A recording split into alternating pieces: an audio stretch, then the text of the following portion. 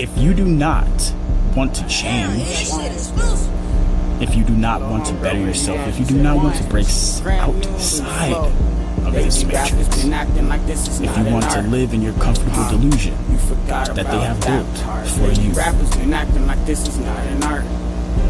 do not watch these videos. Leave this channel. Because when I step to the game, I if rip you that shit apart. do not want any truth, don't want to understand, if you are not here to hear something that's outside of your own mind and accept others' minds and opinions and the way they think for themselves, you do not belong to me. I'm trying as hard as I can against all of the odds. If you are not trying to be positive, if you are not trying to help create solutions while we discuss the problems and how they got here, you do not belong here. Negativity, hate, disrespect, name calling, those things will not be allowed here on this platform and not in this empire. We are the ones, the true Americans that want to be free and stand as we have always stood. My lines burn like blunts getting smoked in the dark. Hella cooking shit up if your ass wanna spar. Barbecue your beef up like the seats in my car. Cool yourself off refrigerator a jar. Baby rappers be not like this is not an art. Huh, you forgot about that part. Lady rappers been acting like this is not an art. Forgot about that part. We're here. And we up in the building, y'all.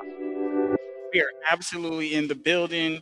You never know when this show is going to end. You never know when it's going to begin. But we are here until we're not here no more. So one of these days, randomly, this will just disappear. And there will be no more The Emperor Show. One of these days, it will be gone. And I just want everybody to know that, I appreciate whoever comes through and having these conversations. I appreciate you guys. You guys are the people I'm trying to reach out to. There's no harm. Not trying to put out any harm. I have a lot of haters. Okay. I don't know what's up with that. I have no idea why I got so many haters and why people don't want to hear what I'm saying, but I will continue to try to be there for you guys throughout this process of growth, because you're gonna grow one of these days, and I will be here. I will be right here, if not here on the show, but I'll be like here in spirit. You know what I'm saying? But it is what it is. Shout out to everybody that did overtime. Shout out to everybody that put in work today. You have a job. Thank you. You make the world go round. It doesn't go around without you. You are underappreciated. And now let's take a moment to have you appreciated.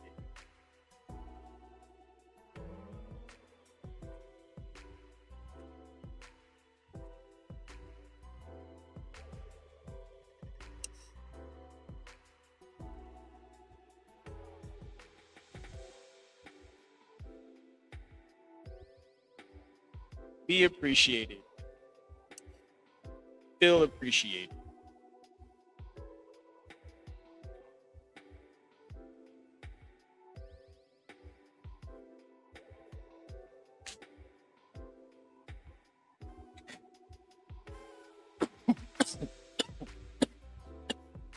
Yes. Be appreciated. Feel appreciated. We got the big boy today. Today is Friday. Tomorrow, no show. No show tomorrow. It is the off day. You know how it is. You got to have a day off. You got to be able to relax and enjoy life. I did some overtime this week. I'll be doing overtime next week as well. So I'm just doing my thing, you know what I'm saying? Taking it This is what we do. We hang out, we chill. We got some shots that I got here. We'll go over a few things. Believe that.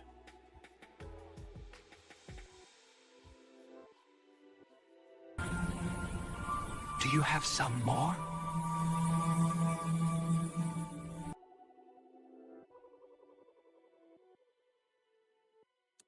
Yeah, I mean, it is what it is, right? We gotta we gotta give people opportunities. No matter how many haters I get, I'm I appreciate everything that my whole life. I appreciate the opportunities I've had. I appreciate the people I've met, even when it doesn't go so well. Um, Even when it doesn't go so well, some people are just not cool. No matter how genuine you are, no matter how nice you are, they're just assholes because they want to be assholes. Because that's what's in them. That's what's in them. It's very difficult to have conversations with assholes because it's in them. Nobody wants to deal with that asshole, right? You know?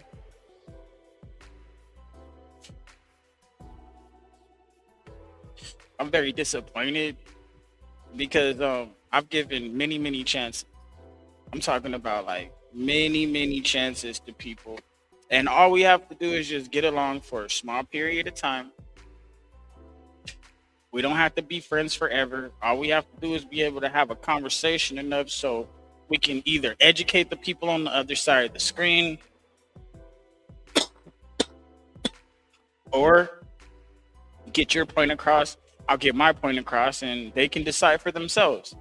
But all the name calling is irrelevant. Hey, yo, what up, CM? You trying to come up here, bro? Because this is a good topic. This is right up your alley, man.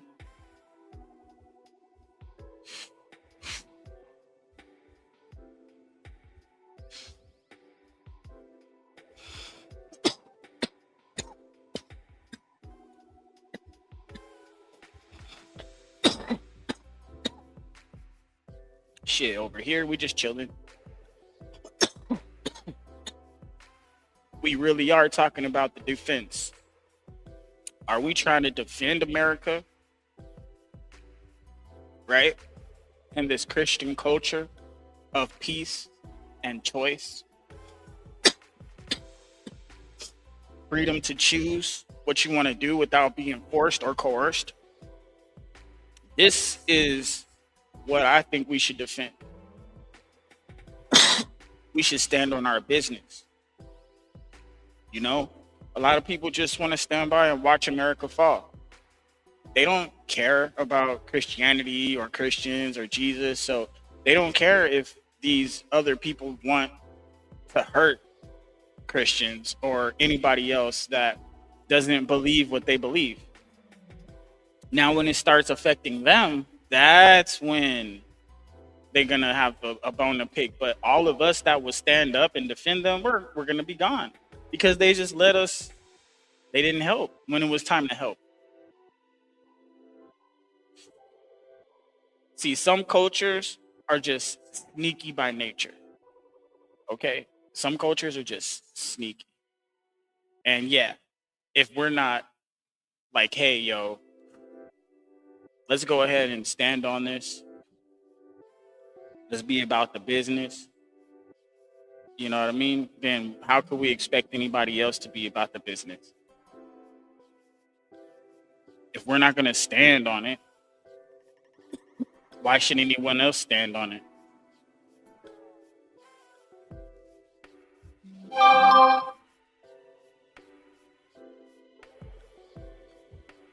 Yup, my phone right there. It's giving me some updates and shit. Yeah, man. This is live. Today, there's a lot of shit going down. People have to make a choice. Across the board, there's hella shit. People have to choose, man. You can't just sit on the sidelines anymore. The sidelines are getting raided. Everybody on the sideline is a part of the game now.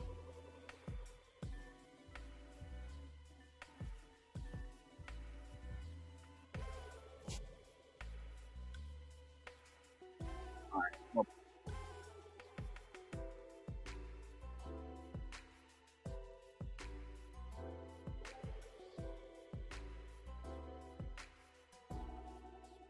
maybe some shorter.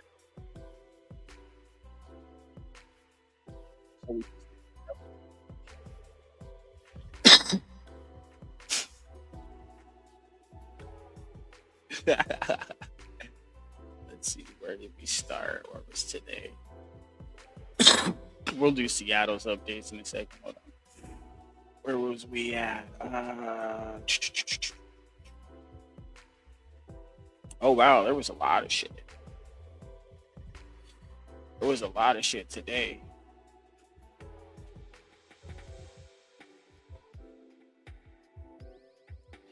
Whatever, I'll drop the link. Might as well. Let's see who pops up.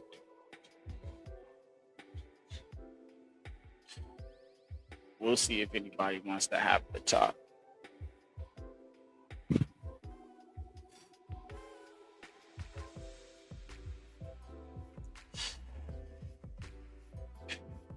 All right.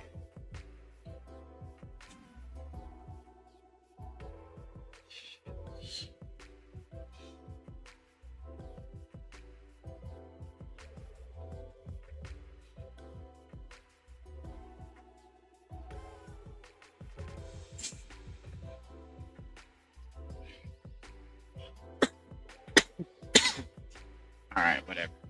All right, here we go.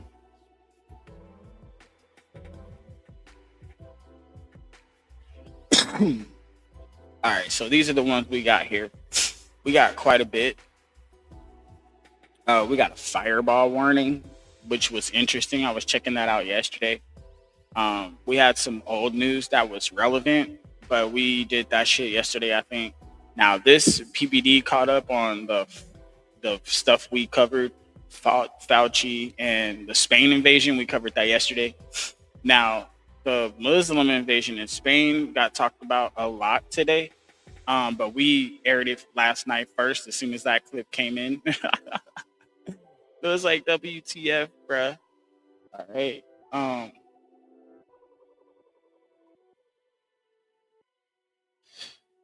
And then there was this right here. This was interesting. It was like evidence getting released or whatever regarding like Candace Owens, and like they're really picking on Candace. Like that's not my thing. Like whatever, dude. Everybody's gonna say their shit, but there's a lot of people that are just trying to like do this fucking like troll shit. Like this is cool though. You feel me? Neo-Nazis. Right? I think we had unprecedented ministerial. 60 countries came to Washington and were part of an effort. We were shedding light on far left terrorism and violence. You know, the bomb goes off somewhere and it's tied to some right-wing group, or what I don't consider neo-Nazis right-wing, I consider them Nazis, right? But you're going to get a lot of attention on that. But if it's a leftist group, an Antifa group, that gets no coverage, or they ignore the ideological spin and the ideological reason behind it. So we got 60 countries came up here and hopefully creating a strong coalition to go after far left violent terrorism. Go after it and call it by name. I think we're building a very strong coalition there. There's a reason the top creators in your niche aren't posting anymore. They quietly started delegating the strategy work to something else. So Ian Carroll, this is one of Candace Owens' sidekicks, right? I guess this dude has worked with her. He's been in her studio, helps her with the show and all that stuff. This guy is addicted to just talking nonsense on X, okay? He is definitely addicted. I want to check this out. $3.4 billion of your tax money is now a pile of twisted, smoldering metal. Jeff Bezos and Blue Origin was supposed to be the safe backup to Elon Musk. Now it's become a single point of failure for the Artemis program. Bezos' ambition has now effectively grounded NASA's route back to the moon until at least 2028. But the explosion wasn't the real problem. On April 11, 2026, the entire world watched as the Artemis II crew completed its flyby of the moon and landed back on Earth. The public waited with bated breath as all 4 crew members safely emerged from the spaceship. The U.S. space program was back, and now people were looking toward the stars again. The moon was now an achievable goal. Just 2 months later, that goal has gone up in smoke. Literally. Artemis III was once seen as the next giant leap for the program. Now it's been downgraded into a systems test for the human landing system, along with test flights for SpaceX and Blue Origin.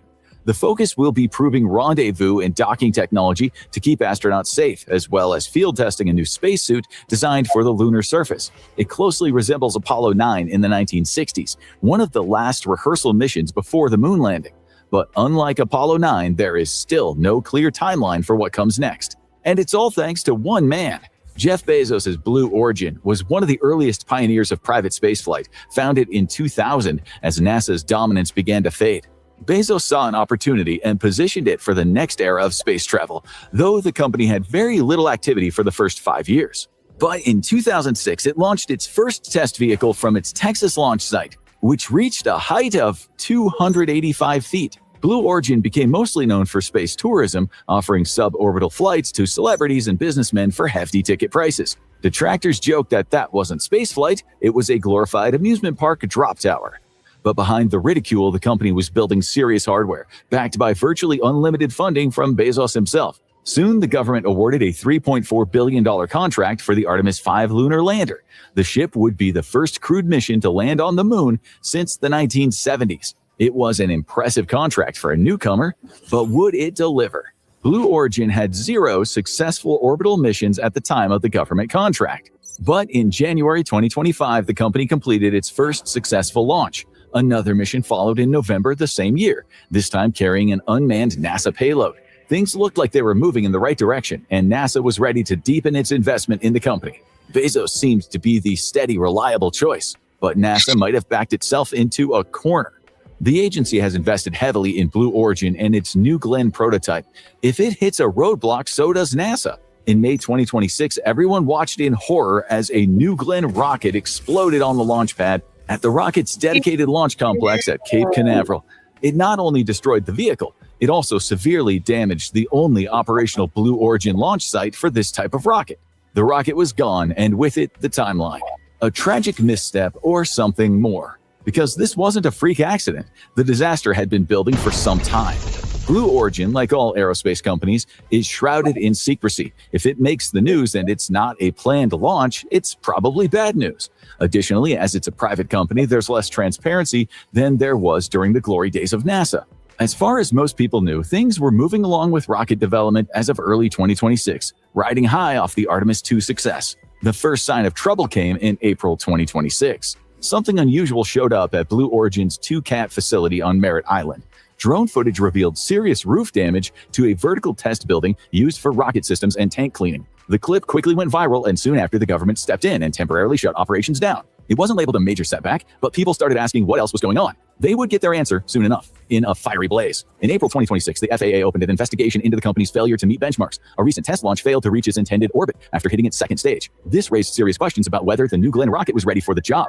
Suddenly, Bezos' pride and joy was under serious pressure to prove it could handle another high-stakes mission. Did they rush things? Either way, disaster soon followed. On May 28th, the New Glenn rocket was testing its third first-stage booster. The static fire test was one of many launch reliability tests designed to put the rocket under the kind of extreme pressure it'll feel at launch. That test exposed a devastating vulnerability. The booster exploded, creating what was said to be the most powerful rocket explosion since a Soviet N-1 rocket blew up in 1969. This not only took out the booster, it totaled the rocket, destroying the first stage and creating a chain reaction that destroyed stage 2. It took the platform with it. The explosion was so powerful that it ripped through Launch Complex 36, the dedicated Blue Origin launch base for New Glenn. Thanks to fast action, no one on the ground was injured. injured or killed, but it was a massive setback for the rocket, maybe to the space program as a whole. NASA had viewed the company as a reliable partner, but more people are starting to speculate that Blue Origin might essentially be a shell game, overpromising and under-delivering. This didn't just qualify as a rocket failure, it destroyed the infrastructure needed to launch future rockets. Suddenly, the entire schedule of launches was thrown off, and the fingers were all pointing directly toward Jeff Bezos. The company had always claimed to work off a principle of slow, methodical engineering, double and triple checking every step, but now it looked like the slow was accurate, but the methodical, not so much. The string of recent hardware failures indicated a sloppy process of testing that let major structural issues slip through undetected. And SpaceX might have the edge by failing faster. There are countless stories and headlines about SpaceX rockets, and that's because Elon Musk's company works off a reckless-sounding approach nicknamed Fail Fast. It builds prototypes and tests them with launches far sooner than they're ready. Most of these don't even make it into orbit, but the company learns from the failure and rebuilds stronger and faster. These disasters make for bad PR for the company, but it's actually planning to fail rather than failing to plan. Blue Origin, meanwhile, works harder to maintain its public image, so when it fails hard. And if the rockets are failing this late in the game, what else is the company hiding? At the heart of the Blue Origin program is the BE-4 engine, also known as Blue Engine 4. This proprietary engine is a liquid rocket model that uses liquefied methane fuel and a staged combustion cycle to create one of the most powerful launches available. It was originally designed specifically for Blue Origin's New Glenn rocket. But during testing, it performed well enough that in 2014, it was also selected by United Launch Alliance for its own next-gen program. Much of the BE-4's testing has since been tied to ULA's Vulcan rocket development. And that might have led to the biggest problem. While the BE-4 is considered one of the company's crowning achievements, it had a very long development cycle. From creation to launch, it took 13 years until it was flight ready. By comparison, SpaceX's Raptor engine only took 7 years to take to the stars. It's all part of Blue Origin's modus operandi. It wins supporters with high-quality products that are often expensive to produce, difficult to source materials for, and they carry the risk of one failure setting back the entire project. BE-4 has been heavily delayed by a series of development and engineering issues in the early going, many related to overheating. That kind of issue is pretty common with high-powered combustion systems, but the BE-4's complexity introduces a lot of potential failure points. It also relies on large quantities of methane and liquid oxygen to ignite the reaction, each with its own supply chain that can slow the production down. So even small delays in fuel or hardware can ripple through the entire build process. That means any failure has big stakes. There's a high demand for the BE-4 rocket right now, with each Vulcan rocket requiring 2 BE-4s. The New Glenn rocket, meanwhile, requires 7, all of which were lost in the recent explosion. The engine is manufactured in Alabama, and production can't easily be scaled up to cover a sudden shortfall. Because Blue Origin also has contracts with ULA, it has to prioritize outside demand before it can even focus on replacing its own rockets. That creates a bottleneck, one that could push already delayed missions even further back. And it threatens the entire U.S. space industry. Blue Origin's demand for state-of-the-art quality has left it at the mercy of a complex supply chain. There's little room for error, and the current situation it finds itself in might get worse as competitors and partners race ahead. All of this puts even more pressure on Blue Origin to get its state-of-the-art ship off the ground again. So with so many problems, how did it get that NASA deal in the first place? Jeff Bezos might be cozy with NASA right now, but it wasn't always that way. Back in 2021, Bezos took the government to court in a legal battle with the U.S. Government Accountability Office. He argued that NASA had unfairly favored SpaceX by awarding Elon Musk's company a major lunar landing contract. That complaint was filed alongside aerospace firm Dynetics, but the office ruled that NASA's evaluation process was fair and that it had every right to choose SpaceX. It was a black eye for Bezos, and he needed to rebound fast. The SpaceX contract was one of the most lucrative in history, worth $2.9 billion. Analysts initially expected NASA to award the contract to 2 different companies, but a lower than expected allocation for the space program meant that NASA had to make a hard choice. Blue Origin came out the loser. It was the first sign that Blue Origin was losing the engineering war. SpaceX had lower public trust at this point, owing heavily to Musk's controversial personality, but it had a history of bringing projects in below budget and ahead of schedule. If Bezos couldn't win the engineering war, he would win the lobbying war. Jeff Bezos currently has a net worth of around $254 billion, owing primarily to an 8.2% stake in Amazon. That makes massive expenditures a rounding error to him, and the tech plutocrat isn't shy about spending money when he wants to win. Blue Origin is the project that he sees as potentially taking him from a successful businessman to a historic legend. To ensure he gets that change, he's spending around $2 million worth in lobbying for the company alone, and he stepped it up after losing the major 2021 contract. It soon paid off. Bezos specifically targeted the NASA Human Landing System budget lines, one of the most precise and critical systems for a crewed moon landing. But after SpaceX got their contract in 2021, the money tap seems to be turned off. Except that because of Bezos' lawsuit against NASA, the work on the SpaceX contract was essentially paused for 7 months, putting the project behind schedule. That meant that to keep the space program on schedule, NASA needed a backup that could hit the ground running. And guess who looked like the safest bet? It was one of the most effective political plays in private spaceflight. After losing a major contract, Blue Origin didn't just walk away. It challenged the decision through legal channels, slowing down parts of the process while the dispute played out. At the same time, it ramped up its lobbying efforts, pushing the case that it was still the stronger long-term partner for government missions. It worked. Blue Origin was given $3.4 billion to build a backup lunar landing module. It was a larger contract than its direct competitor. Blue Origin essentially paid its way into the space race, and now it had to deliver. When you start with such a huge investment, there's very little room for error. Blue Origin was expected to deliver, and deliver very fast. Obviously, it hasn't. The project was already behind schedule when the 2026 disaster happened and slowed progress to a crawl. NASA's OIG division, the Office of Inspector General, that has oversight over the program's budget and appropriations, dug deep into the fallout in its 2026 report. The findings weren't pretty. Blue Origin is not making NASA money. In fact, it is bleeding you dry daily. Every month of delay in the Artemis program costs the taxpayer about $100 million just to keep the Space Launch System and Orion hardware maintained and ready. It's not just one rocket. It is a tightly connected system of training, testing, and infrastructure that all has to stay in sync. If one part stalls, the whole thing keeps running in the background, burning money the entire time. And it all starts with the launch system, the exact junction where everything is going wrong for Blue Origin. Can it rebound, or will Elon Musk win the space race? SpaceX might have more failures, but Blue Origins are seen as more disastrous. Right now, the future of Blue Origin's reputation will heavily depend on how quickly the company can get back up and running. For the federal government, a few $100 million isn't a major problem. But if the delays drag on without Blue Origin showing the progress they're looking for, patience may run thin. So how did it all go so wrong? How did a company with unlimited money, a massive workforce, and a history of innovation go sideways? Amazon became the powerhouse it is today by building a better mousetrap. Bezos looked at a world of fragmented retail where everyone was fighting for their piece of the pie and realized he had the potential to become the retail king of everything. First, he targeted bookstores, and then he moved on to department stores until he had built an online shipping network that was so powerful that everyone had to go through him. It's now bundled together with a media network and a subscription service that is so overwhelming there isn't even a close competitor. It's that kind of slow, methodical domination that makes Amazon so successful. But does that translate to aerospace? It doesn't seem so. Ironically, in this race to the moon, it seems like Jeff Bezos is the one approaching things from an old-school perspective. While SpaceX is gleefully blowing up rockets and learning from the wreckage, Blue Origin is modeling itself after the powerhouse 1970s aerospace companies that provided NASA with its rockets. They focused on selling a better rocket and forcing out its competitors by getting lucrative contracts and poaching the best engineers. But that kind of domination is hard to get, and it's easy to lose. Over the last few years, Blue Origin has seen a steady exodus of its top engineers. That included a wave of losses immediately after they lost the lunar lander contract to SpaceX. More ominously, the company chose to lay off up to 1,000 workers, roughly 10% of its workforce, after the maiden launch of New Glenn. The company portrayed this as a standard restructuring as it shifted away from the initial design and testing. But it was an ominous sign, and one that proved to be premature. Recent developments indicate that the final product is far from foolproof. And for those who are free to talk, it's not a pretty picture. The company has been hit with negative reviews on review platforms like Glassdoor and Indeed. The workplace environment has been described as intense, highly competitive, and featuring aggressive performance evaluations. This has led to the company's corporate culture to be compared to an Amazon warehouse, where strict quota systems rule the day. And that may be acceptable to a hardworking warehouse employee who needs a job, but less so to a highly trained, in-demand engineer in one of the world's most competitive fields. There are some things you simply can't buy your way out of. Jeff Bezos has brought Blue Origin into the heart of the space race, but he's done it largely using the tactics that built Amazon. That worked for the first stage of the process, but can it get him past the finish line? Big tech culture prizes competitiveness, but it also features a litigious, document-heavy bureaucracy that often succeeds by slowing down the competition rather than advancing faster than them. If the company can't improve its workplace reputation, it may run into an obstacle that it can't buy its way out of. Brain drain. The company is slowly rotting from the inside. But what does that mean for the space race as a whole? Jeff Bezos had a perfect pitch on paper. He had built one of the most ruthlessly effective tech companies in history. He knew how to build things, and he was a steady hand, unlike the increasingly erratic Elon Musk. It wasn't easy to get there, but he was able to convince the government to invest heavily in his space startup. He developed a monopoly in some critical areas without which the next big launch couldn't go forward. There is nothing more profitable than a one-point delivery system, and nothing more devastating than when it fails. Because he's not just in a race with Elon Musk anymore. Just as the US space program gets ready to make its return to the moon, China is ramping up its government-run space program like never before, and it has eyes on the moon and Mars. The best estimate right now is that the current Blue Origin disaster has set back the crewed mission by at least a year. A 2028 launch is likely under the best-case scenario. China's space program is under tight wraps, so it's impossible to know exactly how close they are. But if they launch first with a successful mission, Blue Origin might have lost more than just a lot of money. It could have lost the United States the next space race. America is taking on this new battle with a compromised, heavily delayed rocket infrastructure, and it's all due to one man's determination to dominate spaceflight like he did retail. And like a string of falling dominoes, Jeff Bezos' quest might lead to the US losing its domination in the final frontier. As the space race heats up, eyes are turning to beyond the moon, and one man is leading the push. But is Elon Musk doing it for all of humanity? Find out in Is SpaceX Creating a World for Only the Richest People? Or watch this video.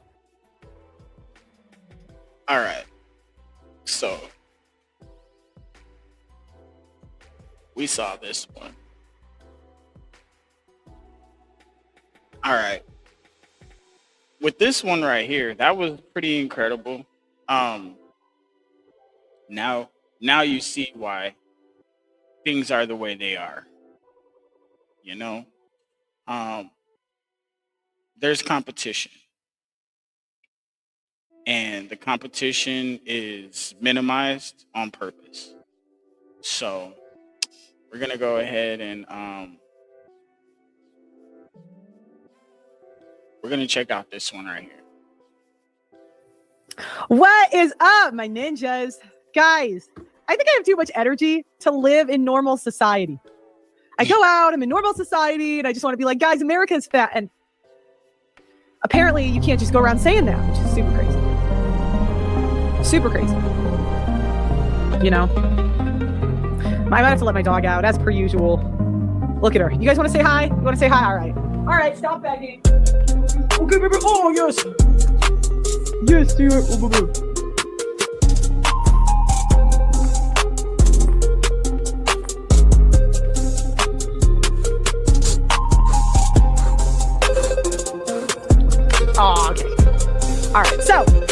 right, today I want to make the case, and I know this has contradicted things I said in the past, okay? I know, you guys are going to come at me and say, Pearl, you always talk shit about festivals. And I do hate festivals, the kind of person I am. I think I analyze myself too much, soliplistic, I'm a woman, just excited. But I don't know if me not liking social events a lot is lazy or a good thing, you know? Most of my life, I don't think I've lived a well-balanced life. Like, I just never really, I don't want to say never, because, I've been alive for a while, but consistently went to concerts, events. I just kind of found them boring. And I think part of it was because I've always struggled with my weight. So if I went to a lot of those events, I would get fat. And I really just didn't want to be fat. I don't know, can any of the girls in the chat, anybody had this dilemma?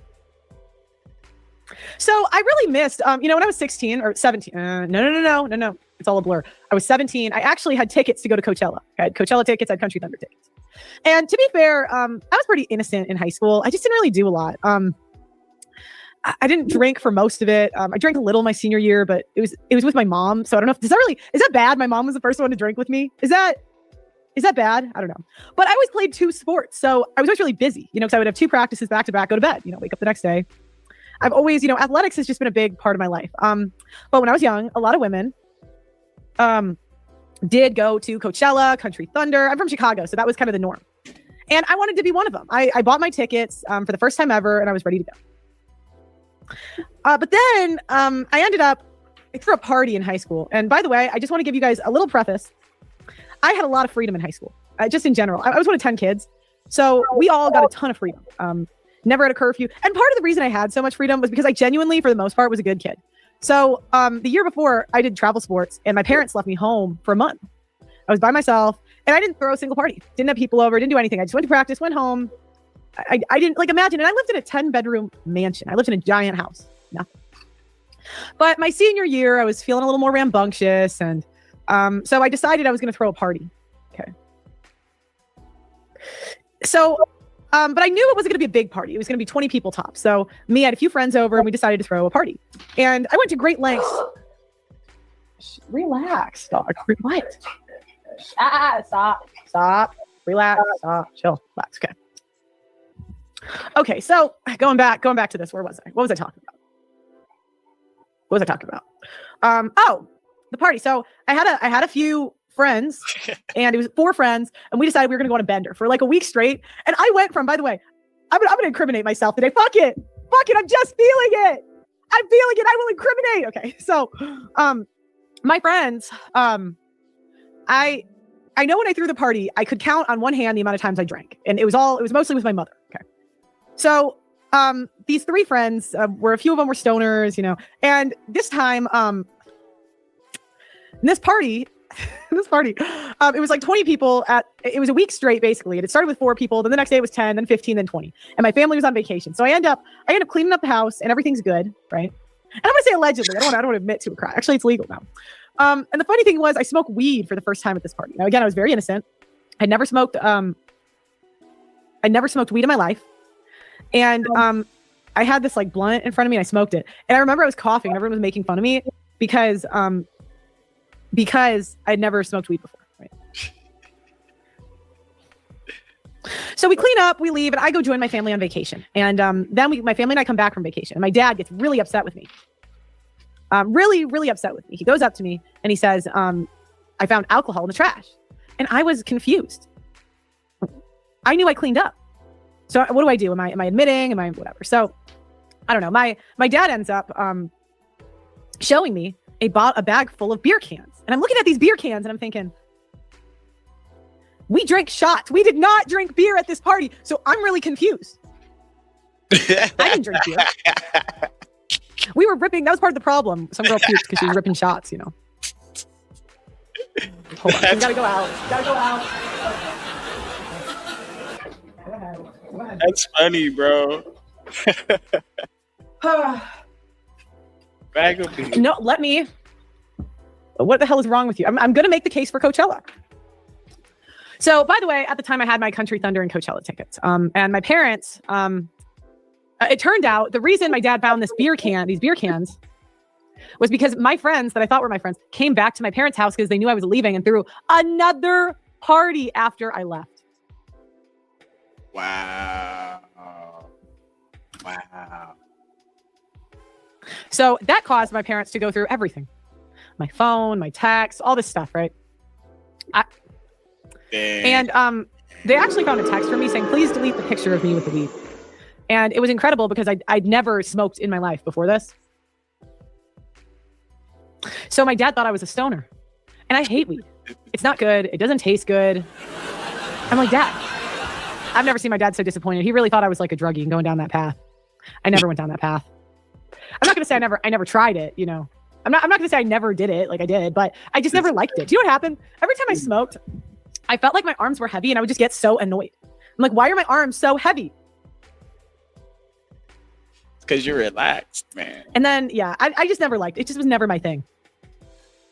So anyways, my dad's like crying because he thinks I'm a drug addict and all this. And you know what the crazy thing is? My next two siblings, younger than me, they threw parties all the time, never got in trouble. My parents didn't even care. I paved the way. I threw one party with 20 people. I'm gonna let her back in. That's hilarious. All right, so this caused me to get my Coachella tickets taken. And I have never attended Coachella, right? But it got me thinking. I don't think that every girl that goes to Coachella or Country Thunder is a 304, right? I think women, especially super young women, want to have fun. So if you met me at Coachella, you could have got me before I had a massive YouTube channel. I mean, if I got to go, I got grounded. But imagine I went. Got grounded. Before I have a social media addiction, I'd only smoked weed once. I was a virgin at the time, right? And I was going to Coachella. Had we met, you could have been my first mistake. You know what I mean? And that's women in general. You know, I thought long and hard about this. I think the church is the worst place to meet women. I think you have better odds of getting a thin, attractive, virgin trad wife at Coachella than you do at church. Because what decisions did you have to make to go to church, right? That's kind of a wild statement. What decisions did you make to wind up in church? Probably the decisions so the same woman, right, that you could meet at church probably went to Coachella. But you could have got her before all the mistakes. You could have been the number one mistake. Rewrite. I think that Country Thunder, Coachella, and all those concerts are really not as bad as conservatives say. I think it's a great place to meet your wife. On top of it, Coachella is a concert that women that don't go to concerts go to. So if you go to some of those big events, a normal woman that doesn't go to concerts on a regular basis, like, again, I almost went to Coachella. And I'm not someone that really likes that kind of stuff. I'm not going to do that on a regular basis. Okay, Bobby, you're getting kicked. I don't like it when people come in here to nag me. Why are you in my chat nagging me? Anyways. Talking that shit, right? Okay, and a couple things I wanted to talk about. I just wanted to rant today. So a couple things I wanted to rant about. Twitter has taken by storm Ella Langley's, I think I'm saying her last name right, music video. So conservatives are kind of crashing out because Ella Langley's #1 song is going super viral. And it's kind of a bop. Like, I'm going to react to Ben Shapiro reacting to it because I don't want to get copyright. And I'm assuming if they... Not Ben. Let me find it. She about to bust out Ben. So there's a song called Choosing Texas. I wish I could react to the video, but they get copyright. But Choosing Texas is essentially a song about a woman who's in love with a man, and he is in love with his high school sweetheart. So Ella Langley is dating some guy, and they're in Tennessee, and she's trying to get him to love Tennessee, and really his heart is back in Texas with his high school sweetheart. And his high school sweetheart, it's Choosing Texas, so you know what? I'll sing it. He's choosing Texas, I can tell by the way. All right. The federal government weighing in today on the future of the Colorado River. 8 News Now anchor Sasha Loftus has been following the story. Joins us in our newsroom with a breakdown. Denise and Brian, the Department of Interior revealing how water will be divided up among the 7 states for the next 10 years. This after those states, including Nevada, were not able to come to a new agreement on their own. Nevada's conservation commitment over the past quarter century has really put us in a good place. Kyle Roerink with the Great Basin Water Network reacting to the federal government's plan for Colorado River water usage. We're at a point where when you have reservoirs that are at such low elevations, you can't let the perfect be the enemy of the good. The lower basin states, Nevada, California, and Arizona, are taking the brunt of the cuts. The federal government accepting our offer to voluntarily cut our water allotments by about 20%. Southern Nevada has been adapting. We've been using less water. Bronson Mack of the Southern Nevada Water Authority says Nevada does not use its entire allotment, so the voluntary reductions don't hit us yet. But at least for these next 2 years, we believe that we're going to have at least an operating plan that Southern Nevada will be able to manage through. But in Arizona, cuts go even further than the lower basin's proposal, with their governor calling it unacceptable and draconian. What that means for Arizona is a lot of farms are going to be fallowed. Businesses are going to face new challenges, potentially shutter. The main focus, keeping Lake Powell from dropping too low. Right now, Lake Mead and Lake Powell are at their lowest levels ever. That means less water coming to us if the river continues to shrink, which it's projected to do. And the plan only includes small voluntary reductions for upper basin states. All 7 states that share in the Colorado River are all being affected by climate change equally. We're all being affected by the reduced flows of the Colorado River and that availability of water. Therefore, we should all be sharing in the solutions. Still, Roerink says this buys time to come up with better long-term plans. There could be scenarios in the future that take us to uncharted territories. The Colorado is often called the most litigated river in the world, and this plan could also end up in court. Now, the plan is for the next 10 years, and it does have a wide range of outcomes depending on if the river is able to bounce back or continues to fall. Denise. So we can also tell you that Governor Lombardo warns that this could have devastating economic and environmental impacts on our state, especially after 2028, I should say. And he does plan to fight against the plan. You can read the full breakdown of it on our homepage at 8newsnow.com. For the latest on this and other stories, visit 8newsnow.com and tune into our live newscasts on Channel 8 every day at 6 and 11 p.m. or weekdays from 4 to 7 a.m. They trying to cut water. They trying to cut the water. Good evening and welcome to a program devoted entirely to lefties losing it. Let's start with further proof that actors are among the most dangerously deep individuals in the world. And that becomes apparent just about every time they speak without the benefit of a script. Here's actor and star of Reacher. The federal government weighing in today on the future of the Colorado River. 8 News Now anchor Sasha Loftus has been following the story. Joins us in our newsroom with a breakdown. Denise and Brian, the Department of Interior revealing how water will be divided up among the 7 states for the next 10 years. We're following developing news out of San Diego. A fighter jet crashed at Marine Corps Air Station Miramar, which is inland in the northern part of the city. Chandel Maniz from our NBC station, San Diego, has the latest on the pilot and the investigation. Kearney Villa Road here in Miramar is the closest vantage point we've been able to get to the crash site on MCAS Miramar's flight line. That crash happened just around 10 a.m. this morning. Still no word yet about what caused it. I was just very happy and excited to hear that there was a parachute. Brian Sinclair is a retired Navy combat aviator of more than 20 years. A Marine Corps spokesperson said the pilot ejected, was transported to a local medical facility in stable condition for evaluation and treatment of non-life-threatening injuries. Last month, another jet from the same Marine aircraft group crashed into a Washington state mountain and sparked a brush fire. That pilot ejected safely as well, and some people wonder if these crashes are starting to become more common. They are not happening more frequently. I do understand the consternation, and it is justified, but aviation is inherently unforgiving. And what I mean by that is some folks will call it dangerous. I say it's very exacting and precise. And so in this case, it sure looks like it was not, from my perspective, it does not seem like pilot error. It seems more like a mechanical issue.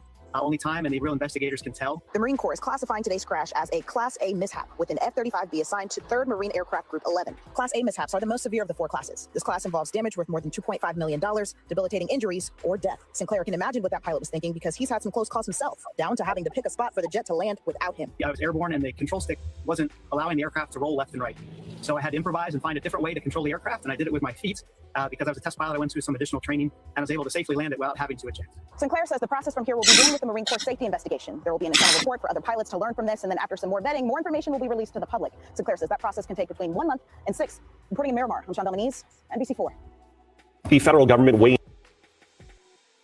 I have selected Deputy Chief Andre Sales to be the interim police chief of this department. He has earned the respect of our police force in his time here, and that is exactly what we need right now. Developing now at 6, Seattle Mayor Katie Wilson introduced Andre Sales as interim police chief today after she asked for and received the resignation of Sean Barnes. Good evening, I'm Preston Phillips. And I'm Molly Shen. The move comes amidst the criticism of the city's handling of Sunday's deadly mass shooting at Seattle Center. We have team coverage tonight, including Jeremy Harris with reaction from the police union, as well as new body cam video of the response to Sunday's shooting. Joe Moreno talked with members of the community about the change in leadership, but we begin with Como senior reporter Chris Daniels, who spoke one-on-one with Mayor Wilson about why she wanted Barnes out now. And Chris, you've just learned some new information. Yeah, just moments ago, Preston, I received the settlement agreement between the city of Seattle and now former Police Chief Sean Barnes. He will get hundreds of thousands of dollars, 18 months of salary. In addition, he will get a chance to keep his hiring bonus and moving expenses in exchange for not suing the city of Seattle. This comes as Mayor Katie Wilson defends herself from criticism for making the move in the middle of a major crime investigation before one of the department's busiest weekends of the year. On the top floor of Seattle City Hall, I do have a different window into our police department. lined by a wall of glass, I do have a different window. Mayor Katie Wilson talked a lot about her view. I have a different window. Before stepping back into her office full of windows to defend her decision to push out Seattle Police Chief Sean Barnes. It is ultimately my responsibility to keep the people of the city safe. And sometimes you have to make a decision that not everyone agrees with. What I heard from the council and that you attempted to do this twice before the start of your term and just before FIFA. So why do this now? I have not attempted to do this before. I will say that the decision to pursue a change in leadership at SPD has to do with many factors and certainly does not just have to do with the events of Sunday. This digital calendar lightening my mental load. They hit us with a murk, bruh. Horrible Sunday at the Bite of Seattle. Multiple shots were fired. 3 people were killed, 4 others injured, and Wilson, along with Barnes's department, failed to inform the public for hours about the threat, a factor Wilson now cites in the chief's departure. I see a complete lack of leadership, and for us and some of us, no confidence in this administration. Councilmember Deborah Juarez is among the critics of Wilson's moves. Doesn't the buck stop with you, though? But yes, the buck stops with me, and that is why I'm making these decisions now. In a situation like this, SPD is the lead department, and that means that they take the lead on communications. Is there an edict, though, from you as we stand here today? An edict on how that's going to change immediately. God forbid something happens at Seafair this weekend. What's different? Yeah, absolutely. I mean, that is why we have worked urgently to do this review of our communications practices. Wilson hinted Barnes's resignation will also cost the city money. Question of whether the chief was given a severance package. You seem to allude that he is being given one. I believe that will probably come out. Right now, we want to keep the focus on our new leadership at SPD. And Wilson also provided a window today into how she views the criminal investigation. You founded the Transit Riders Union. Given the past support for abolishing the youth jail with the Transit Riders Union, do you believe that 15-year-old shooter should be released to community supervision and monitoring? I believe that we need an approach that involves both accountability and compassion and an understanding that we do treat youth differently than adults. And we will be working closely with SPD, with our County Prosecutor's Office on the path forward. I'm not advocating for any change to the practice that is currently being pursued with regard to this investigation or how suspects are treated. The interim chief is Andre Sales, who was brought in by Sean Barnes and also from Wisconsin. He fully acknowledged today that he spends time at a second home in Illinois every 2 months or so. Barnes' travel schedule to and from his home and away from the office was cited by Wilson today. She said she didn't authorize it. So I asked her office late this afternoon, what makes Sales' situation any different? And I was told, quote, the mayor clarified expectations of remaining in Seattle while acting as the interim. All right, Chris. So there is a lot of finger pointing going on right now. What comes next? Well, the council members that I spoke with today said they really didn't want to jump into this today. They wanted to have Chief Sales have his day being introduced as the interim chief. But there's a lot of questions that still have not been answered, whether it be the response who called for that first press conference, who said, please hold off on it. Surveillance cameras and the expansion of surveillance cameras. There weren't cameras in that particular area of Seattle Center. We know that the mayor has said that she doesn't want to expand the program necessarily. And there's a pilot program right now that is on hold pending an audit. And then on top of all that, we have a council member saying she has no confidence in this mayor. What does that mean? Nobody has the answers to those questions today. I'm curious. You had that, no confidence. You had other council members critical. Have you spoken to anyone who says they believe she's making the right decisions right now? No. In fact, I think it was telling that we did not see a single council member standing behind her today. All 9 of them were not there. They were back in their offices. They were away from City Hall. They did not want to be a part of this. And we are talking about allies on the council to this mayor who were also upset that they were kept in the dark about this decision. There are a lot of questions. And frankly, the mayor didn't answer them today about all the factors that went into such a major decision like this. Yes, the travel was a problem for her. Yes, the response was a problem for her. But she says there are other factors. And that is what nobody knows at this point until, of course, we start seeing texts and emails that are likely going to be coming out in the days and weeks to come. Chris, do you think she's concerned about her own job at this point? I don't think so. She's only 7 months into this right now. Besides Deborah Juarez calling and saying that she has no confidence in this particular mayor, there's no call for a vote of any sort at this point. There are rumblings about things behind the scenes, but nobody's talking about that at the forefront. This is a mayor now who has made a defining decision this early in her term, 7 months in, to make a move with the police chief. This will define her in the months ahead, and especially the police response with an interim chief and now a national search. You both know that it took the city of Seattle a year to find a new chief and Sean Barnes. And that was done without any sort of formal search committee. That was done by the then mayor, Bruce Harrell. How long will it take to find another chief? And if that drags on, what does that say about this mayor in the city of Seattle? We're going to keep you busy finding answers for us, Chris. Thank you. That brings us to our Pulse poll tonight. Scan the QR code there on your screen to answer this question. Do you approve of Seattle Mayor Katie Wilson asking the police chief to resign? This is a live look at the results tonight. 69% of you say no, 31% say yes. We'll share the updated results tonight on Como News at 11. The abrupt resignation of Chief Barnes has many asking what's next for the Seattle Police Department. Como's Jeremy Harris has been looking into the interim chief who is now leading the police department and the fallout from this week's controversies at City Hall. Jeremy? What an about face it has been here in Seattle. It was just a few weeks ago we were talking about what a success the World Cup was, how homicides were dropping. Well, now it's been a week of chaos at City Hall with the council at odds with the mayor, an abrupt exit from the police chief's office, and a lot of questions about the future of SPD. Get out! A new perspective shows officers running into danger at the Bite of Seattle shooting. They got control quickly, taking a shooter into custody and starting to help victims. Their actions were heroic, but in the aftermath of this tragedy, much of the focus on police has been with scandals in the hours and days after. I am grateful for his service. Mayor Katie Wilson pushed Chief Sean Barnes to resign, as City Hall faced tough questions about why it took 5 hours to put out critical information on the shooting and concerns about the chief's travel. He was out of town during the shooting, and it emerged his family lives in Chicago. But the mayor wouldn't commit on whether that is why she forced him out, only saying multiple times she has a window into the department. As the mayor, I have a different window into the police department than many of our council members, and I made the decision that I firmly believe was the right one at this time as we are moving forward with the summer. The public deserves more than that, though, Mayor, respectfully. You can say I have this window into the police department that nobody else has, but that's not good enough for the public. What wasn't Sean Barnes getting done? Crime is down, recruitment is up, major progress has been made in the last year and a half under his tenure. What wasn't he getting done? I would just say that I believe that the path we are on now is the one that is going to put us in the best position to achieve our public safety outcomes, and that includes transparent communication with the public, that includes operational relationships throughout the department. Do you think she's putting too much of this on the police? I think so. Police Guild President Kent Lou says this week of political drama at City Hall has been a distraction. I think there's going to be more demand for probably more specific timeline of what really occurred. We started with miscommunication from Sunday night press conference to Wednesday night all the way mostly through Thursday, not knowing who was running the Seattle Police Department. For now, Interim Chief Andre Sales is being put in charge of SPD as the mayor begins a search for a new chief. It's about public safety. It's about being committed and working together, not just as a police department, but as a police department, the mayor's office, and the council members of the city of Seattle. Now, before coming to Seattle to work for the police here, Interim Chief Sales led a very small police department in Wisconsin. Today, the police union said that he has their full support. They think he's a good leader, but the union president told me that he still wants more specific answers about the dysfunction that happened Sunday after that shooting and the events of this week. Reporting live outside City Hall, Jeremy Harris, Como News. Jeremy, well, gosh, I'm curious, what are officers on the street saying about this? Well, that's a great question, Preston, because there's a lot of frustration. I've heard from SPD cops who say they are frustrated at the turnover, and they said in the last year and a half, they seem to think like things have sort of been stabilizing. You know, it seems like every couple of years we have some controversy with the police chief. They said things seem to be stabilizing. They thought the department was on a good foot moving forward, and now they say all of this chaos and more turnover in the chief's office and all of these headlines are only serving to overshadow the good work of those officers who responded to the shooting. Jeremy Harris, Live Force Downtown tonight. Thanks, Jeremy. Leaders in Seattle's Black community say they wanted Sean Barnes to stay. Now they wonder if they'll have a meaningful voice when the next chief is selected. Promo's Joel Marino is live in Seattle with the shattered sense of trust and questions about the future. Joel. Molly, there was a last-minute, all-out push to save Sean Barnes from being dismissed, but his biggest supporters say it really didn't matter what they said or did because the mayor's mind was already made up.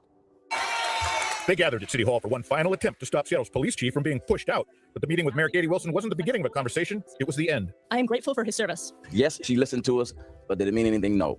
In my strong conviction, her mind was already made up. I could see it in her demeanor. Supporters say they're not defending Sean Barnes because of who he is. They're defending what he accomplished. People in this community are going to miss Sean Barnes. This was one of the most responsive chiefs that we, as the Black community, have ever really had. The mayor says Barnes' removal was due in part to factors connected to the deadly Bite of Seattle shooting, but she has not spelled out what those factors are. Give us, the people in the community, cause, you know, what is the reason that he was forced out, or say with conviction, just because what I wanted to do. I'm the boss. Yes, it really has. Now, many who rally behind Barnes say they have lost confidence in the direction Mayor Wilson is taking the city. She's not demonstrating leadership skills. She's not demonstrating political acumen. She was a novice there when she got the job. I don't know what we're doing. I think the voters need to understand you made a mistake. Some also see a troubling pattern, pointing to the final days of Carmen Best and the end of her role as police chief during the racial justice protests in 2020. Highly competent Black people who had these roles, and they were dismissed unceremoniously, and that makes it about race for us. Members of the Black community say gun violence disproportionately impacts their neighborhoods, and they hope to have a voice in the selection of the next permanent police chief. However, given how all this has played out, they really aren't sure that the mayor will actually listen to them. Reporting live, Joel Marino, Como News. Joel, thank you. So much has happened over the past 5 days. We've made it easy for you to keep track of all the developments. Scan the QR code on your screen, which takes you to a comprehensive timeline of events on ComoNews.com. From the first shots fired Sunday evening all the way up to this morning's news conference introducing the interim chief. For more extensive coverage, you can also find all this week's news briefings, Chris Daniels' full interview with Mayor Wilson, and so much more on the Como News YouTube page. We're following developing news out of San Diego. A fighter jet crashed at Marine Corps Air Station Miramar, which is inland in the northern part of the city. Chandel Moniz from our NBC station, San Diego, has the latest on the pilot and the investigation. Kearney Villa Road here in Miramar is the closest vantage point we've been able to get to the crash site on MCAS Miramar's flight line. That crash happened just around 10 a.m. this morning. Still no word yet about what caused it. I was just very happy and excited to hear that there was a parachute. Brian Sinclair is a retired Navy combat aviator of more than 20 years. A Marine Corps spokesperson said the pilot ejected, was transported to a local medical facility in stable condition for evaluation and treatment of non-life-threatening injuries. Last month, another jet from the same Marine aircraft group crashed into a Washington state mountain and sparked a brush fire. That pilot ejected safely as well, and some people wonder if these crashes are starting to become more common. They are not happening more frequently. I do understand the consternation, and it is justified, but aviation is inherently unforgiving. And what I mean by that is some folks will call it dangerous. I say it's very exacting and precise. And so in this case, it sure looks like it was not, from my perspective, it does not seem like pilot error. It seems more like a mechanical issue. only time and the real investigators can tell. The Marine Corps is The Democrat Party is having a full-blown identity crisis as a growing fight over the party's socialist wing threatens to doom their midterm hopes. The old guard just can't decide whether to bring the far left into the big tent or kick them to the curb. Get rid of the border. Don't defund the Pentagon. That means things don't make sense. I would rather be in that big tent in the majority than be a smaller party that is stuck forever in the minority. These people are too hard-headed to know that they're not popular. We're still on one team, and we have to take back control of the House and the Senate. And it's no wonder they can't pick a side. 1 in 3 Democrats now consider themselves democratic socialists. But some far-left candidates know their agenda is a tough sell outside the liberal bubble and want moderates to forget all about their most radical positions. It's going to be very easy for people to put up on the board and say, you said abolish the Senate, defund the police, abolish the police.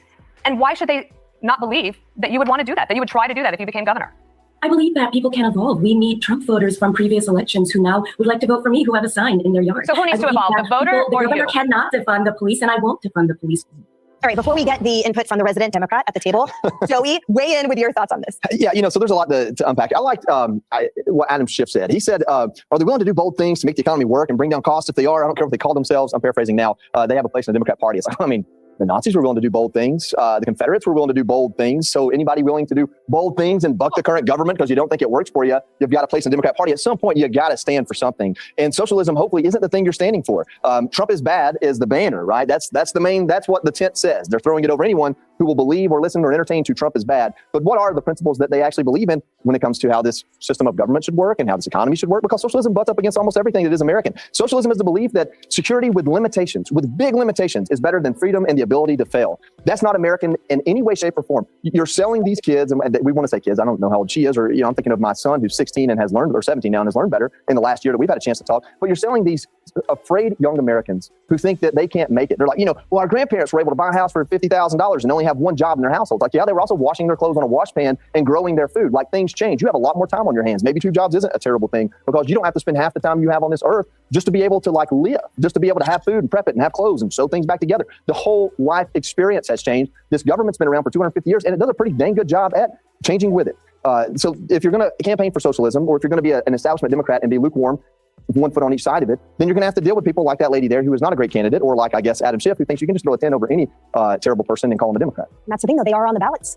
Yes, they are on the ballots because they're picking the races that are going to have low turnout, and they've got some very excited and motivated members of the DSA who will knock on doors and do whatever it takes to get people to those primary polling places. And that's what they're doing, and they're picking off establishment Democrats like Adam Schiff. Adam Schiff represents the establishment. It's very interesting watching Kamala Harris try and make this leftward lurch toward progressivism. So the cool kids want to invite her to play beer pong. They won't, and they don't. Like, her political career is essentially finished, and so is Adam Schiff's. If he keeps just spouting these vague, empty platitudes about the big tent. They don't want to be in your big tent. They don't want to be anywhere near you. They only want to get as close to you as possible because proximity means they can finish you off with less effort. That's all they're doing, is utilizing those resources. And the longer they go on and on with this big tent nonsense, it is as empty as the orange man bad line of thinking. And, at least Mark Kelly, to his credit, is kind of standing up against it. And anyone who seriously wants to run for president has to. They have to make a clear demarcation what the Democratic Party is, not for an insane minority, but for rational voters and, a big hunk of independents who are being underserviced by the Adam Schiffs of the world and the establishment Republicans as well. All right, it's time for the insider information. Break it down, Jessica. What do we need to know? How do we defeat these guys? Tell us. Well, first of all, I don't know if it's insider information to say that the comparison to Nazis who did bold things doesn't fit with what's going on with the DSA. The DSA is not proposing to burn Jews, kill gays, gypsies, etc. So we are talking about a set of policies that are to the left of where I am, certainly. I learned that trick from you guys. Okay. I was waiting for that. We are definitely having an identity crisis or a series of headaches, and in very important states. Wisconsin, Michigan, they're swing states. The DSA platform, or parts of it, not the abolish the police or the Senate or the presidency, et cetera, are popular with the Democratic base. They're not popular with a general election electorate. And we're going to have to deal with that. But the idea that we are the only ones who are having a headache at this moment is so ludicrous. The Democratic Party is so nuts. How do we have this series of polls from yesterday from Fox on the Senate? John Ossoff is up 13 points. You're a Georgia guy. What is all that makeup he's paying for? Don't diss that glow up. He looks great. North Carolina, Roy Cooper's up 8. Ohio, Sherrod Brown up 8. Oh, sorry, Roy Cooper's up 9. Iowa, Josh Turek up 4. In Texas, Tallarico up 3. And Greg Abbott, who will be on the ballot, is only up 1 in our most recent polls. Now, you might say, there's no way that Texas is ever going to go blue, et cetera. Maybe it would go a little bit purple because the Republicans haven't been delivering, because cost of living is too high, because they don't have decent healthcare. And they did have healthcare. They needed those ACA subsidies that the Republicans voted against. So yeah, we got to clean up our side of the street. But I don't know how any Republican is sitting there thinking that they're in good position when you're looking at these numbers right now. And those, by the way, are centrist, normie Democrats. Every single one that I named is not running on the DSA platform. They're running on fixing your cost of living, cleaning up the corruption, making sure that you have health care. Okay, so Tallarico, sorry, very quickly, Tallarico is outspending Paxton by 1,000-fold. And he's only up 3 points. In Texas. Yes, if the Paxton campaign wakes up, state. I know Paxton, and I brought this up yesterday, Paxton has only spent $29,000 on TV ads. And Tallarico, $3 million. I can't wait for the ads of him and his mistress in the getaway car. I mean, he has nothing to say. That's the point. If he's only up by 3 points and he's outspending his opponent that much, when the RNC wakes up and starts forcing him to buy some TV time, I think that might reverse a little bit. Well, I don't think we are in a good position. I think it's funny. I think with the ad, the concept that the campaign ad of him in a car with his mistress somehow is on the same level as a photo of a burning synagogue or a seized apartment here in New York City. And the whole point is the socialists, they're not Democrats, the socialists are standing for frightening things, and they are winning, and they're up in points. So that is frightening because they're holding Democratic slots on the ballot and they are getting somewhere. Be sure to like and subscribe for all the Fox News latest on YouTube and catch full shows. Now, Spain is trying to defuse the migrant crisis in its tiny territory in North Africa. The Spanish government says an estimated 50,000 people crossed over from Morocco to Ceuta in a single day. Local officials say at least 34 people died, most by drowning, as crowds came across by land and sea on Thursday. Just take a look at these extraordinary images. I mean, Ceuta now juts out into the sea from Morocco and has long been a target for migrants trying to reach Europe. Here's a look. We saw a look at the chaotic scenes there. It's unclear what caused the sudden rush. Spain's Prime Minister suggesting it was fueled by a recent Spanish Supreme Court ruling on migrants arriving by sea. The surge is already deepening divisions over migration in Europe. The crowds, mostly made up of young men, celebrated as they entered Spanish territory. Take a listen to what one young man was saying. Very happy to be here. It's been a very tough experience to go from the ocean. It was very tough. The police officers tried to stop us, but our will and our determination, we could came here. CNN's Nada Bashir is joining us now live from London. And Nada, I mean, we've seen significant numbers of migrants cross over into Ceuta before, but nothing like this. 60,000 migrants, I believe, in just a matter of hours. What are you learning about the reasons for this surge that we've seen? Well, this certainly was unprecedented, and you could see that in how overwhelmed Spain's border guards and officials were in responding to this current situation. Officials on Thursday calling for the Spanish government to declare a state of emergency, and the government itself deploying additional troops to Ceuta in order to support in that response effort. As you mentioned, with regards to the cause behind the surge of migrants attempting to cross the border, and the figure at this stage is an estimate, but the government has put it now at around 50,000, they believe, crossing since Thursday. But as you mentioned, Pedro Sanchez, the Prime Minister, did give a statement just in the last few hours. He believes that human traffickers, smuggling rings have exploited and misunderstood a Supreme Court ruling, which was handed down earlier this month in Spain, which essentially prohibits authorities from immediately returning migrants who have crossed into Spain via sea crossing without due process. Now, it is understood that potentially individuals who crossed yesterday and even today may have been misled that this meant an automatic or immediate acceptance of status within Spain, if indeed they do cross over by water. And the vast majority of those who did cross over yesterday are believed to have travelled by sea. And of course, we've been hearing from some of those individuals speaking to reporters on the ground, some saying that they were at sea for 2 to 4 hours even. And this was a very risky crossing as well. More than a dozen people at this point confirmed to have been killed as a result. So certainly a very worrying development. And this has drawn backlash, as you mentioned, from some European leaders with regards to the security of Europe's coastal shores. We've been hearing, for example, from the Italian Prime Minister, Giorgia Meloni, who has threatened in her words to take extraordinary measures, potentially, including excluding Spain from the visa-free Schengen travel zone if the situation is not handled. France's Interior Minister has also said that France is stepping up its security on the border with Spain. But at this stage, the Spanish government has said that they have maintained communication with the Moroccan government and authorities, that the communication has been smooth. And important to note, the Spanish government has said that already they believe around 25,000 of those migrants have returned back to Morocco, and they expect that figure to rise. Christina? Extraordinary and the incredible pictures, images that we've been seeing. Nada Bashir, thank you very much. Let's bring in Judith Sunderland. She is the Senior Associate Director in the Refugee and Migrant Rights Division at Human Rights Watch. Judith, thank you so much for joining us. Firstly, just because the numbers here are so staggering, I just want to get your understanding of why so many migrants chose to make this crossing in just a matter of hours. Right. Well, at this point, we can really only speculate as to how this came about. It is a very significant number of people, and that obviously poses enormous challenges for a very small autonomous city and for Spain in general. And we are going to be monitoring very carefully the response going forward. But it is, again, it's difficult well, it's impossible to know exactly why. Obviously, there are always people who are eager to cross irregularly, either because they need to seek asylum or because they see it as their only option to improve their lives. And so a number of these people saw an opportunity, were told there was an opportunity perhaps, and perhaps there was some facilitation. It's very hard to say, but the numbers are unprecedented, and I'm sure many are trying to figure out exactly what allowed this to happen. A lot of people, man. And our reporter earlier was saying that, there may have been a lot of human trafficking involved in this, which could also account for those numbers. But Spain says it's been working very closely with Morocco to ensure the safe return of people as soon as possible. And as we were saying just now, thousands apparently are returning of their own free will. What do you make of how the Spanish authorities are handling this? Well, the first thing to say is that the borders of Ceuta and Melilla with Morocco have long been sites of violence and of summary collective expulsions, all of which is unlawful and violates the rights of people trying to reach Spain. We have not seen that so far as we've been able to ascertain, and that is a good thing.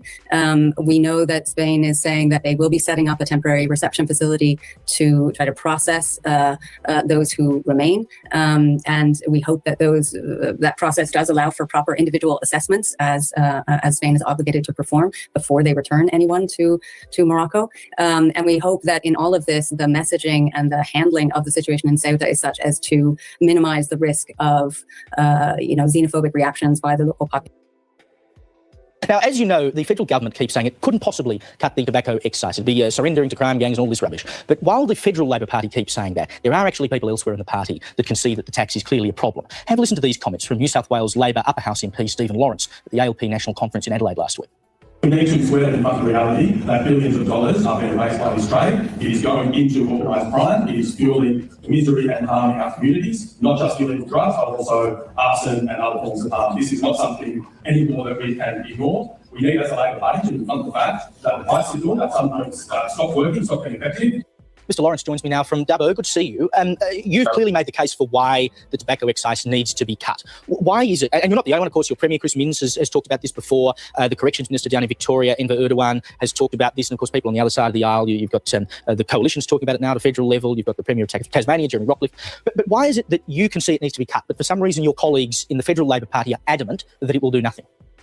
Look, it's a good question, and I'm sitting on a parliamentary inquiry at the moment that's looking at this issue, and we do have the most expensive legal cigarettes in the world, I think, and we've got the worst black market of any comparable country. It's an interesting question as to why there's a policy refusal. I think a lot of people with AO and AC after their name have made careers on using the price signal as a key measure. They're pretty wedded to it. I think there's an ideological commitment to it. But I think also there's an immediate budgetary issue here where the federal government is still getting billions of dollars. It's dropping, but still getting billions of dollars a year from excise. And they're reluctant to reduce it in a circumstance where they would probably, in the short term at least, lose more money. But I think in the medium to long term, as the black market starts to shrink, they probably start to increase their revenue again. I think that's two of the reasons, but I think the ideological commitment to the price signal is well and truly entrenched in public health circles. Indeed, but that doesn't mean that people like Mark Butler, the health minister, or Julian Hill, who I had here a couple of weeks ago talking about this, have to adhere to. You'd think as a government, you go, okay, we've got a serious problem here. There's a big black market, ostensibly because we raised the tax so high, so we've got to do something about it. And they just keep expecting the states, you lot, to go out and enforce it without doing anything to pull their own weight. Look, the enforcement piece is really important, and the state government in New South Wales certainly has done a lot. We've passed new laws, got big penalties, been imposing huge fines on people trading illegally, new shutdown powers and so forth in relation to premises. But when the price differential, Caleb, is so significant, when the profit margin is so high, you simply can't stop the black market, even to the point where you can shut down main shops on the main street at places like Dubbo and so forth. You see the trade increasingly moving sort of out of car boots, moving online, getting home delivery. I've got real great concerns on the basis of the evidence that we've taken out in our inquiry that we can ever shut down the genie now, ever force it back into the bottle, unless that economic formula fundamentally changes. Do you talk to your federal colleagues about this stuff? You get up at the ALP National Conference last week and say we've got to do something about the tax. Do they say anything to you about this, or they just ignore it? Well, I had the opportunity when I made that speech to speak straight to the health minister because he was sitting up on the stage. And look, I think the inquiry that we're doing is going to be impactful. We've heard from a very wide array of experts, and I'm confident that we'll land in a good place in terms of the report and its findings. But there is, Caleb, a fundamental failure to take responsibility here. I can't think of a worse policy failure. In the last 10 years, we've essentially tripled the price of cigarettes. The black market has jumped, I think, from around 20% to maybe up to 80%. We've seen an explosion in arson and gang warfare, even murders. But fundamentally, no one taking political responsibility for it. I just can't see that level of failure and lack of accountability in any other area of policy. So there needs to be a reckoning, I think, on this. I really do. Well, Donald Trump has vowed to beat the effing S out of Iran in response to a surprise Iranian missile attack on a US base in Jordan. Meanwhile, the US president has announced an agreement for the complete disarmament of Hamas, calling it a critical step toward a new Palestinian government in Gaza. All right. We got a bunch of shorties here, but honestly, I think I'm just gonna do a short one. I'm gonna call this one. I'm tired, man. I really am. This was a long week, and there's a lot of people that just drained my energy, you know, all week. I was going to different panels and shit, and I'm beat, man. The amount of negativity in the world is just so heavy.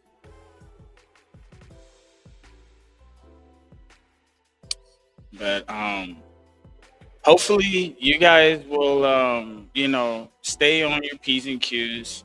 Make sure you are defending yourself. Stand up for the American. Stand up for the American culture. Stand up for the Christians. You know,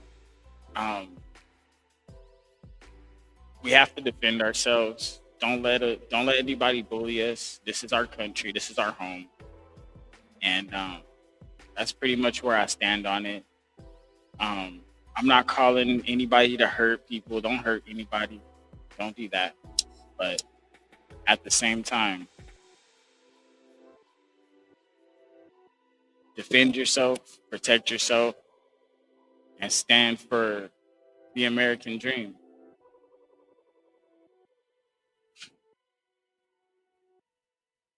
Get ready.